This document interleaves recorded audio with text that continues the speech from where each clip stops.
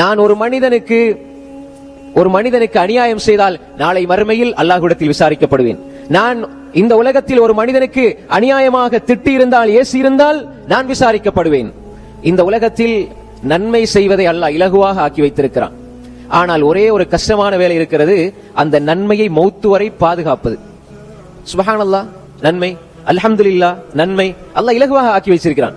இப்ப நம்ம பள்ளிக்கு வந்திருக்கிறோம், நன்மை செய்கிறோம், மலக்குமான சூழல்ல இருக்கிறோம், நாங்க தொழுகிறோம், நன்மை செய்கிறோம், தொழுது முடிஞ்ச அஸ்தக்ஃபிருல்லாஹ், நன்மை செய்கிறோம். சுப்ஹானல்லாஹி வ பிஹம்தி சுப்ஹானல்லாஹில் அஸீம் கலிமதான் ஹபீபதான் இலர் ரஹ்மான் கஃபீஃபதான் அலல் லிசான் தகீலதான் ஃபில் மீசான். இமாம் புகாரி ரஹ்மத்துல்லாஹி அலைஹி புகாரியுடைய கடைசி ஹதீஸா எழுதியிருக்கிறார்கள். ரெண்டு வார்த்தை, நாவுக்கு லேசானது, நாவுக்கு லேசு, அல்லாஹ்க்கு விருப்பமானது, மீசான் தராச பாரமாக்க கூடியதுன்னு சொல்லி போட்டு ரெண்டு சொன்னாங்க. சுப்ஹானல்லாஹி வ பிஹம்தி சுப்ஹானல்லாஹில் அஸீம், லேசு. ஆனா இதை செய்வது லேசு, ஆனால் அதை மௌத்து வரை பாதுகாப்பது கஷ்டம். இன்றைக்கு நன்மையை செய்வார்கள், அள்ளி கொடுத்து விடுவார்கள்.